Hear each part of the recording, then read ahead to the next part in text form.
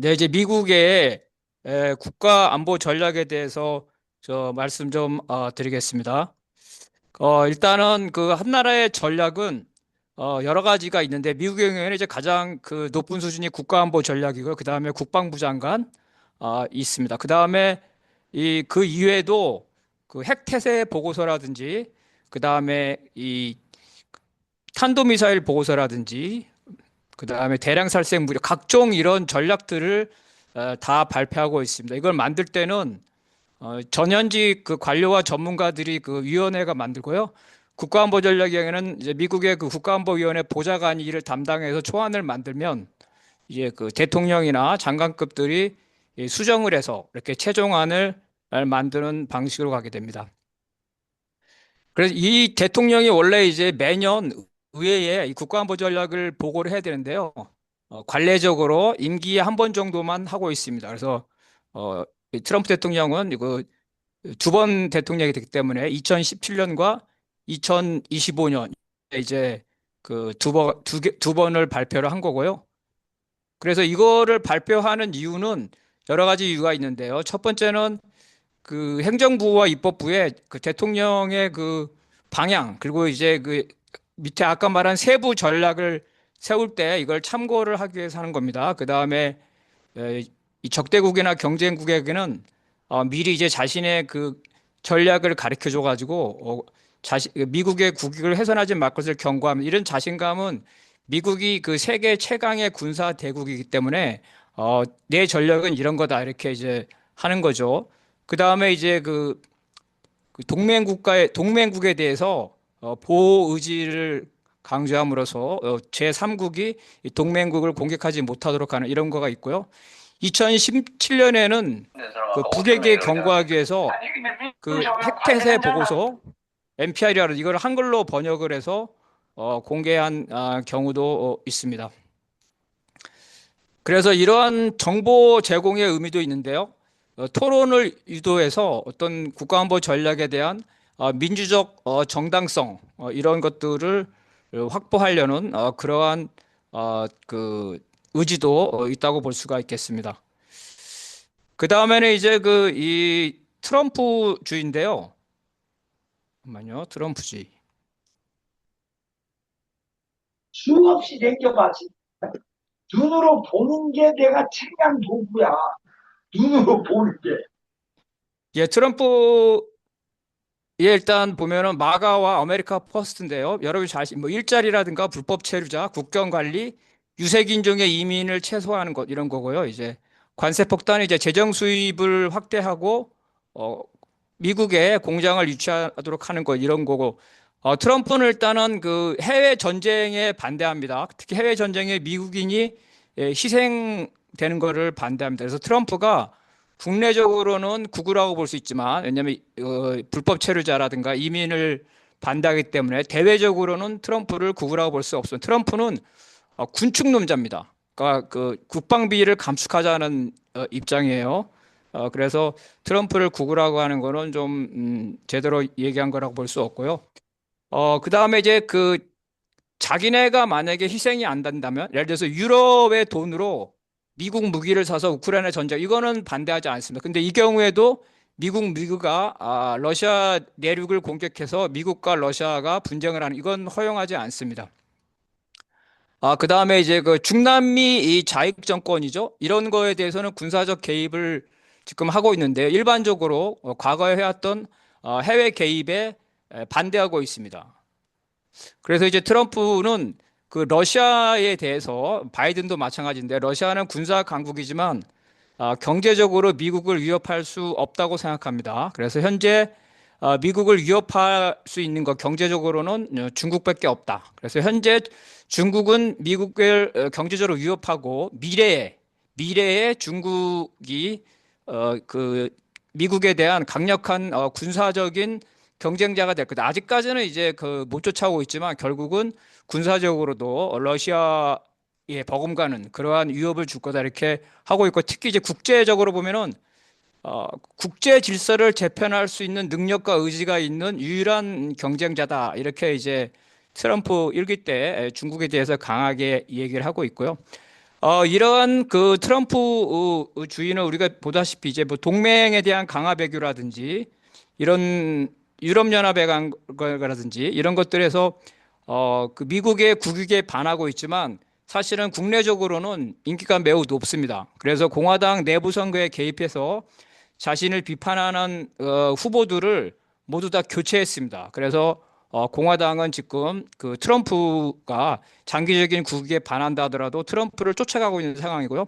임기 후반에 지지율이 떨어지게 되면 아마 트럼프와 거리 두기를 하지 않을까 합니다. 이미 관세 부과로 인한 소비자 물가 관세는요. 그 수입하는 미국의 수입상들이 관세를 내는 겁니다. 그러니까 당연히 물가가 오르겠죠. 그리고 폭력적인 이민자 단속에 대해서 물리적으로 시민들이 저항하면서 이 치안이 지금 아주 불안하고 있죠. 그 다음에 앱스타인의 미성년자 성추문 연루 의혹 이런 것들로 인해서 재임 기준으로 해가지고 최악의 그 지지율이고요. 그래서 11월 중간선거 때 하원에서 민주당이 다수당이 될 것이라고 예상되고 여론조사도 그렇게 나오고 있습니다. 트럼프주의가 문제가 되는 거는 왜냐하면 국제 분업에서 미국의 굴뚝 산업은 피해자고 금융이나 서비스나 고부가치 산업은 그 수혜자인데요. 미국이 이 산업 간의 소득 분배 정책을 하지 않습니다. 그러니까 미국 전체적으로 보면 국제 분업이 이익인데 굴뚝 산업 계층에게는 이 국제 분업이 자기들한테 불리하다고 보는 거죠. 심지어 어, 민주당을 지지했던 그 노조들도 트럼프 지지로 돌아섰고요. 민주당 정권이 우크라이나 전쟁에 개입해서 미국의 예산이 낭비되고 식량과 에너지 가격이 폭등하고 있기 때문에 서민들이 이제 자신의 삶이 힘들어진다. 그래서 이게 그 민주당이 정권을 재창출에 실패한 이유 중에 하나라고 볼 수가 있겠습니다. 트럼프주의에 대한 영향과 전망을 보면요. 그 민주당 주류와 트럼프가 다른 점을 보면은 민주당 주류는 중국을 세계화시켜서 체제 전환을 진행 중이기 때문에 중국 개방 정책이 성공했다는 거고요. 그다음에 중국과 여전히 세계 분업을 하면서 아시아에서 중국을 포함한 아시아 태평양 경제 공동체를 건설하자. 이게 이제 그 어, 오바마까지죠. 오바마까지 봤을 때 민주당과 이 트럼프의 다른 점이라고 볼 수가 있겠습니다. 그래서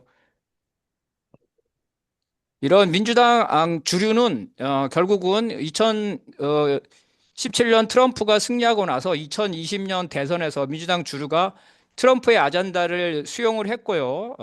바이든 정부는 트럼프 정부보다 더 과감하게 대만에 대한 지원을 하고 중국이 대만을 점령할 것이라고 하면서 대만 전쟁에서 중국을 격퇴할 수 있을 정도로 전력을 증강해야 된다 이렇게 얘기하고 있습니다. 트럼프 일기 때는 이런 트럼프주의를 따르는 정치인이나 관료가 없었지만 현재 트럼프 2기 때는 인사권을 행사해서요. 대부분 다 트럼프 추종자로 되어 있고요.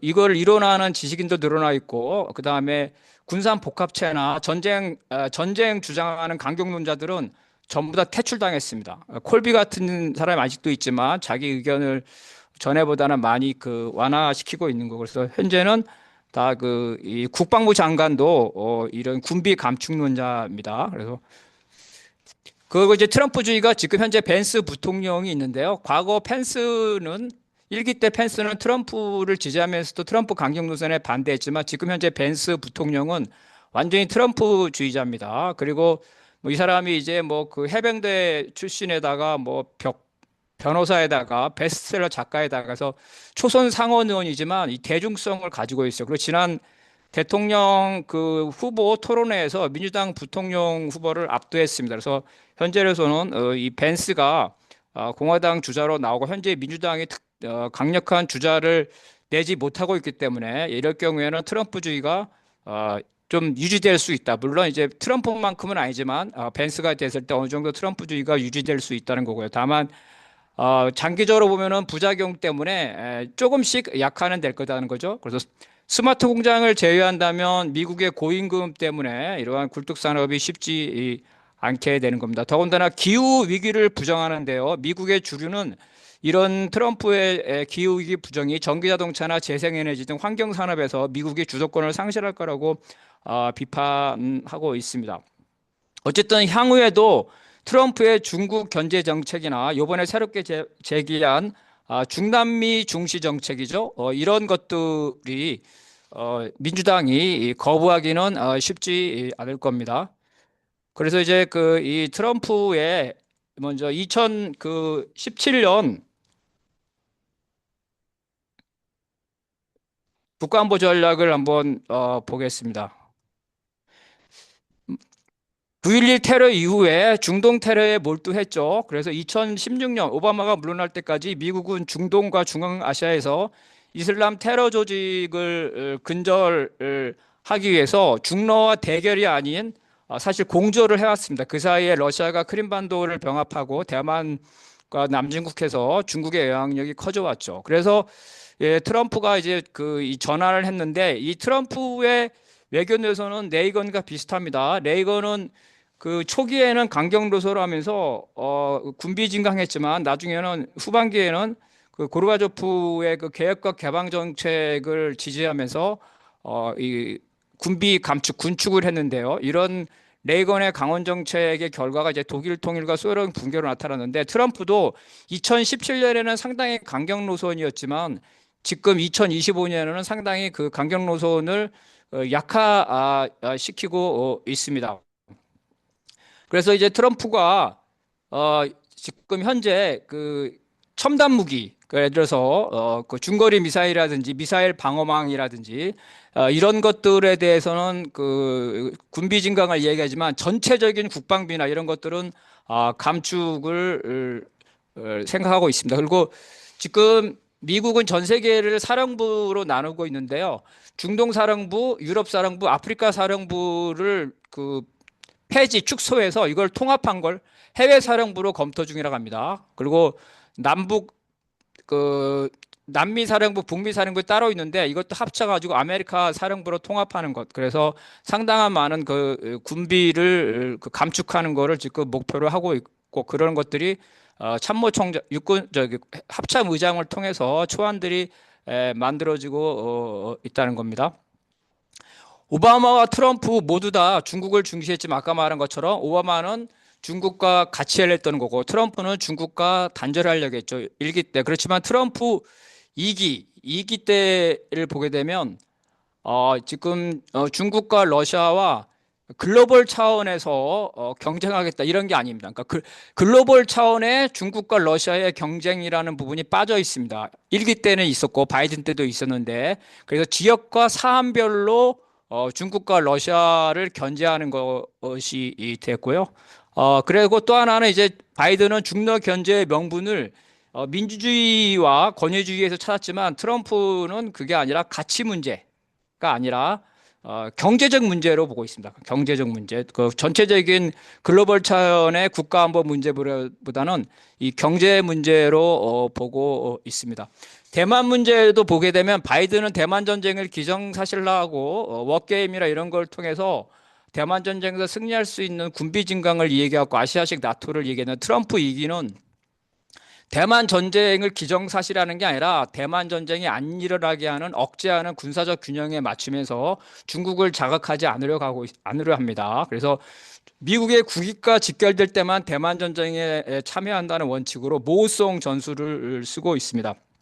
바이든 시대는 미국의 고위급 인사 하원 의장 대만을 방문하고 여러 가지 외교적인 위상을 높였는데 지금 트럼프 이기는 대만과 외교 안보적 수위를 낮추고 대만에 대한 무기 지원도 유보시키고 있습니다. 그래서 트럼프 2기와 트럼프 1기는 많이 좀 다르다는 거고요. 그 다음에 이제 2025년 국가안보 전략을 보겠습니다. 2025년 트럼프 첫 번째 인사말에서 자기가 이제 국경 단속을 한 것이라든지 동맹에게 어떤 그 부담을 시킨 거라든지 8개의 국제 분쟁을 해결했다든 이런 거를 자랑을 하고 있고요. 그래서 미국이 더 안전해지고 부유해지고 자유롭고 강력하고 위대해졌다 이렇게 말합니다. 그다음에 미국의 과거 안보 전략에 대해서 모든 세계 문제를 모두 책임지려 했기 때문에 백화점식으로 했기 때문에 실패했다고 보는 거고요. 동맹을 위해서 너무 많이 부담을 하고 국제기구에도 너무 많이 돈을 썼다. 그래서 중요한 중요한 지역과 중요한 그 사안에만 대응해야 된다는 거고요. 미국의 목표는 모든 분야에서 최강의 지위를 하는 거고, 미국의 수단은 지리적으로 이제 태평양과 대서양 때문에 미국의 본토를 외부에서 침략하기 어렵다는 거죠. 그리고 뭐 그 최강의 군사력이라든지 최대 경제 규모라든지 기축 동아의 달러의 지위, 문화 강국의 지위, 그리고 사람들이 미국을 닮아가고 싶어하죠. 롤 모델, 자기를 닮아가고 싶어하는 나라는 침략하지 않는다는 거, 이런 소프트 파워도 강조를 하고 있습니다. 그런데 실제로 소프트 파워 중에서 바이든은 민주주의 인권을 많이 얘기하는데 이 국가안보 전략에서 미국은 더 이상 그 가치를 미국식 가치를 타국에게 강요하지 않겠다. 그 나라는 그 나라 가치가 있고 그 나라 주권이 있기 때문에 그런 부분을 존중하겠다. 그래서 중국, 러시아, 조선 등의 인권 문제에 대해서 이 안보 전략에서 그 침묵하고 있습니다. 그 다음에 미국의 소리 등 모두 국제 교류 협력 기금을 전부 다 폐지했습니다. 미국의 전략을 보면 이게 되게 재밌는데 실용적이고 현실적이고 간단히 말하면 주의가 아니라는 거예요.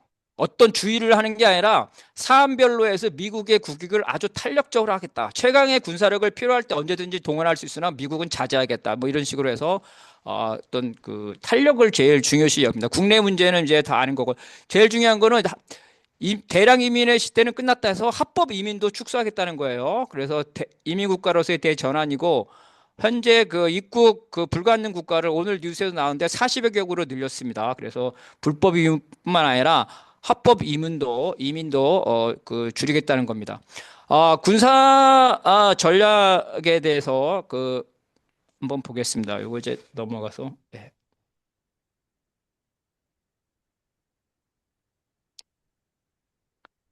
네, 군사 전략은 그 균형 전략이라는 거고요. 그래서 그 중국과 러시아와 지구적 차원의 경쟁을 하지 않겠다. 사안별로 하겠다.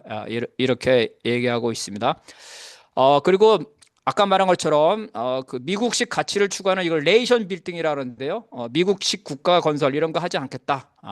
그 다른 나라의 체제나 그 나라의 주권을 존중을 하겠다. 그리고 중동 아프리카 유럽에서 그 거의 뭐 그 철수 정도 수준에 특히 이제 아프리카에서는 완전 철수고 이런 나라에서는 이제 힘을 자기들이 그 감축을 하는데 다만 중국과 러시아가 여기를 지배하지 못할 정도로 그 견제하는 정도의 수준만 남겨두고 감축하겠다. 아까 말한 처럼 유럽, 중동, 아프리카 각각 사령부가 있는데 이걸 합해가지고 해외 사령부를 추진 중이라는 거죠. 그래서 중남미와 동아시아 외에는 군비를 감축한다는 거고요. 국제 경제는 우리가 다 알고 있죠. 무역 수지 개선하기 위해서 여러 가지 이제 그 하고 있는 겁니다. 중남미에서 이제 멀로주의라고 하는데요. 이민과 마약은 국경 문제니까 중남미를 최우선으로 한다는 거고요. 최근에 파나마 운하에 대한 지배력, 아르헨티나 대선 직전에 우파 정부에 대해서 재정 지원이죠. 그다음에 브라질 우파 대통령 볼소나로 처벌에 대한 비난, 온두라스 우파 전직 대통령에 대한 마약 범죄 사면, 온두라스 또 대선 개입 이런 식으로 이제 그 중남미에 그 집중을 하고 있고요. 특이한 거는 중남미에 대해서 경제적으로도 그 지원을 해서 그 이제 중남미가 되게 못 살기 때문에 마약이나 범죄가 많은데 경제적 지원도 하겠다는데 과연 그것이 될지는 모르겠고요. 오히려 지금 중국이 중남미를 많이 지원하고 멕시코가 최근에 중국과 한국 등을 겨냥해서 50% 관세를 부과한 건데 이것도 바로 이제 미국이 중남미에게 중국과 단절하는 거기에 대한 응답이다 이렇게 좀 볼 수가 있겠습니다. 그래서 중남미에 집중하는 걸 좋게 말하면 트럼프식으로 볼 수 있지만 나쁘게 말한다면 강대국이죠.